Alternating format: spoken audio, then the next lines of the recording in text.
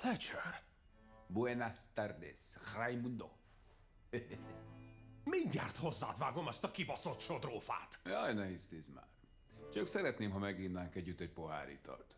Szóval, szombaton meetingem lesz. A kedvenc újságotoknál. Mint a legjobb magánnyomozónak ebben a füstös kisvárosban. Jó estét, hölgyeim és uraim! Készek 150 lepedőt dugni a zsebembe egy kis szennyér cserébe. Ez jó hír nekem. Ellenben rossz hír nektek. A jó öreg nagy Dave, a non plus ultra szerkesztő, mély ellenszenvet kezdett táplálni a főnököd és az ő incsiklandóan kifinomult körei iránt. El akarja pusztítani. És azokat is, akik nyalnak neki címoldalra, vér és tollak fognak repkedni mindenfelé. A tárgyra térnél?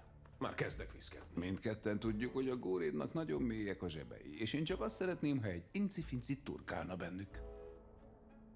Mi a lófaszról hadoválsz itt? Ha volnátok szívesek 20 millió brit fonttal kedveskedni nekem, akkor mindent odaadok. Memóriakártyát, indexképet, felvételt, stb. És ezt a kis forgatókönyvet, amit jó magam írtam. Várjunk csak. 150 000-ből egyik pillanatról a másikra 20 millió lett. Ez finoman szólva is erős infláció. Igaz, de szerintem mázlitok